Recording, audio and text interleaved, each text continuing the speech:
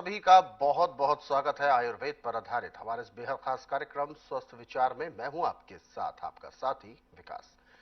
दर्शकों, स्वस्थ विचार एक ऐसा कार्यक्रम है जिसमें आपको तमाम ऐसी जानकारी दी जाती है जो आपकी सेहत के लिए, आपकी तंदुरुस्ती के लिए जरूरी है। आज के इस दौर में हम अक्सर अपने रोगों से ही परेशान रहते हैं। अपने शरीर पर हम ध्यान नहीं दे पाते हैं और हमारा शरीर ही हमारे लिए सबसे बड़ा परेशानी का सबब बन जाता है। क्योंकि यदि हमें अपने जीवन में सफल होना है तो हमारे शरीर का साथ देना बहुत जरूरी है। और जब हमारा शरीर ही हमारे जीवन में साथ नहीं देता है, रोगों से ग्रस्त या त्रस्त रहता है, तो कहीं ना कहीं हमारे जीवन में बहुत सारे अड़चने आती हैं, कार्य सिद्ध नहीं हो पाते हैं और जिसका खामियाजा हमेशा रहता है। तो ऐसे में आपका जो सबसे जरूरी काम है, आपका शरीर, जैसे कहते हैं ना, आरोग्यम परम सुखम, आरोग्यता ही सबसे बड़ा सुख है और इसको प्राप्त करने के लिए आपको सजग और सावधान रहना होगा। और इसीलिए हम इस कार्यक्रम में तमाम अलग अलग विषयों पर बातचीत करते हैं, अलग अलग रोगों के बारे में बात करते हैं ताकि आपको सही जानकारी मिल पाए और उनके सही सटीक उपचार मिल पाए। और इन सभी विषयों में हमारा मार्गदर्शन करते हैं जाने माने आयुर्वेद के ज्ञाता, गायत्री सिद्ध पंडित श्री लक्ष्मण दास रतन भारद्वाज जी। आइए सबसे पहले गुरु जी का स्वागत करते हैं और कार्यक्रम की शुरुआत करते हैं। गुरु जी, आपका बहुत बहुत स्वागत है। नमस्कार।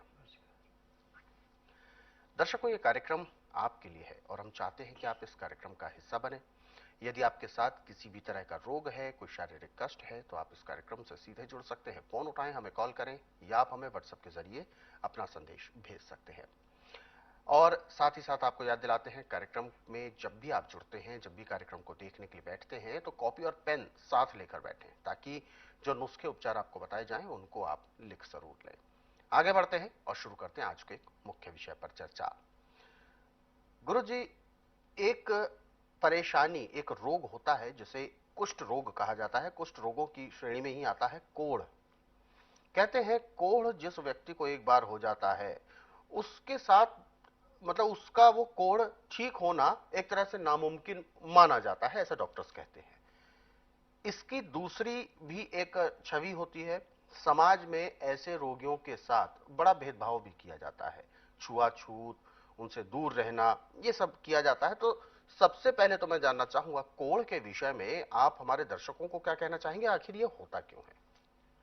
देखिए, कोढ़ खून का इफेक्शन है। जब किसी के खून में इफेक्शन हो जाएगा, कोढ़ और सफेद दाग, कुष्ठ रोग जिसको बोलते हैं, दोनों चलते हैं।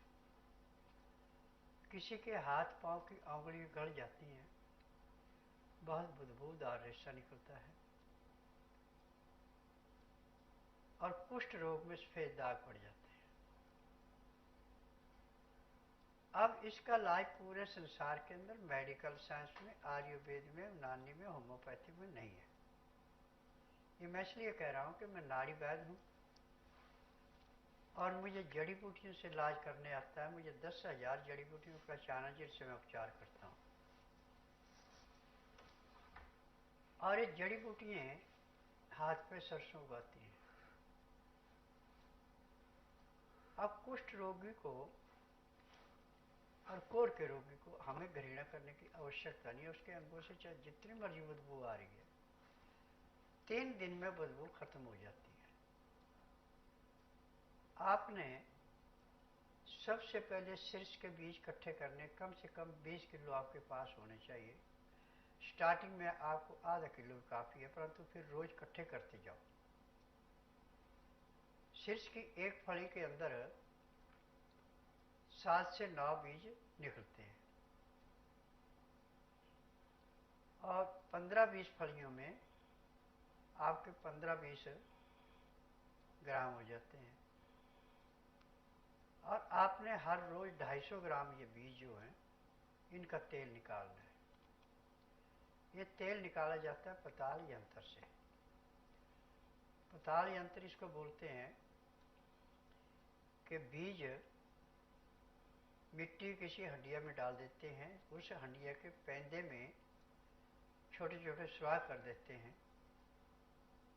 और उस हंडिया के मुंह के ऊपर ढक्कन लगा के चिकनी मिट्टी लगा के उसको बंद कर दिया जाता है ताकि उससे भाप न निकले। और एक गड्ढा खोद करके उसके नीचे चीनी मिट्टी का कोई भी खुले मुंह वाला बर्तन रख दिया जाता है, जिसमें जितने वो छेद थे उसमें हंडिया में वो सारे उस चीनी मिट्टी का जो बर्तन रखा आपने नीचे उससे ढक जाए, बाहर कोई न रहे। अब आपने उपले लेने इसमें कम से कम 20 किलो। अब हंडिया के चारों तरफ उपले लगा के उसमें आग लगा देनी है। जब आग से हंडिया गर्म होना शुरू होगी तो बीजों का पताल यंत्र से तेल निकलना शुरू होगा, जो कि बर्तन के पैंदे में जाके उन छेदों से जो नीचे आपने चीनी मिट्टी का बर्तन रखा उसमें चला जाएगा। अब ये तेल आपके पास हर रोज कम से कम 20 से 25 ग्राम होना चाहिए। अब इस तेल को जब आपका उपले जल के ठंडे हो गए तो उसको हटा दें, राख को साइड में कर दें। अब उस बर्तन को, उस हंडिया को वहां से उठाएं, उठा करके जो नीचे आपने बर्तन रखा चीनी मिट्टी का उसको अलग कर लें। अब आपकी हंडिया फटी नहीं है तो दोबारा भी काम आ जाएगी। उसका ढक्कन हटा के जो बीज वो आपने रखे थे वो जल के वो तो राख बन गया। जो उसके अंदर तेल था वो पताल यंत्र से चीनी मिट्टी के बर्तन में चला गया। अब जहां पे आपको सफेद दाग है उस पर लगाते हैं तो दागों का रंग 15 दिन में बदलना शुरू हो जाता है और 2.5-3 महीने में दाग बिल्कुल समाप्त हो जाते हैं। और जो कुष्ठ रोग है, हाथ पांव गले, उस पर जब इस तेल को लगाते हैं तो जख्म भरने शुरू हो जाता है, नई चमड़ी आके पहले से भी साफ चमड़ी आती है और इसमें दाग नहीं रहता। परंतु इसके साथ 2 काम और करने पड़ते हैं कि 15 ग्राम सिर्फ की छाल का गुद्दा अंदर का, 20 ग्राम काली मिर्च, दोनों को पीस करके गाय के दूध में उबाल करके वो दूध और एक काली मिर्च और जो पाउडर था खाने को दिया जाता है। और ये आपको 1 महीना देना पड़ता है जिससे कि आपका खून बिल्कुल शुद्ध हो जाए। खून शुद्ध हो गया, आपका रोग ऐसे समाप्त हो गया जैसे जलती अग्नि से पतंगा नष्ट होता है। परंतु अब खान पान पर ध्यान देना। लाल मिर्च, हरी मिर्च बिल्कुल नहीं, काली मिर्च आप खा सकते हैं। चिकनाहट किसी किस्म की नहीं रहनी। गाय का दूध है, बकरी का दूध है या सोयाबीन का दूध है, जितना चाहे उतना पी सकते हैं। दही जमा के ले सकते हैं, कड़ी बना के ले सकते हैं।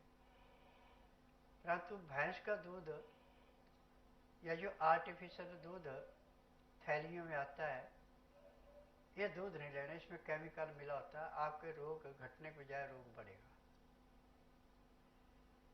अब रोटी जो भी आपने खानी, जो भी नाज खाना, उसकी चोकर नहीं निकालनी।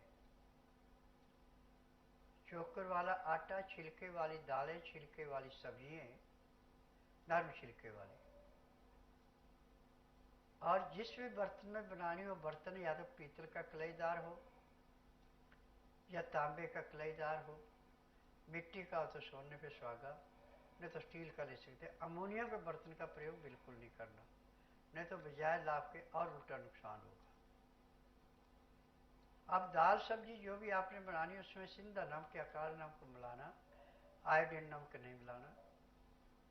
और दाल पकती है, सब्जी पकते समय हल्दी जरूर डालना। अब इसको छौंक नहीं लगाना। मसाला बना के रख सकते हैं आप। सौंठ, लौंग, दालचीनी, काली मिर्च, बड़ी इलायची, सौंफ, ये सारी चीज़ें कूट के पीस के पाउडर बना के किसी शीशी में रखें या किसी भी शीशे के ऐसे बर्तन रखें जिसमें ढक्कन आ जाए।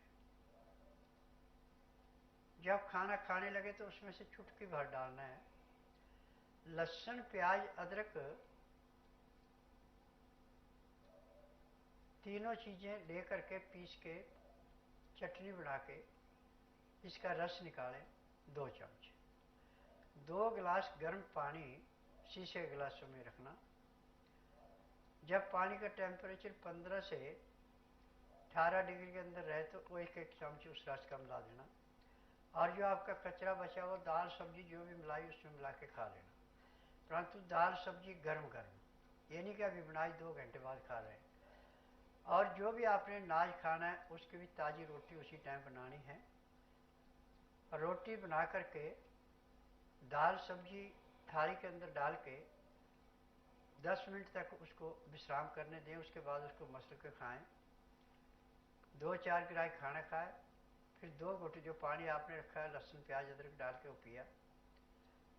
2-4 गिराई खाना खाया, 2 घुट पानी पिया। पानी पीने में खाना खाने पूरा 1 घंटा लगाना। उसके बाद 5 मिनट के लिए आपने वज्रासन बैठना है।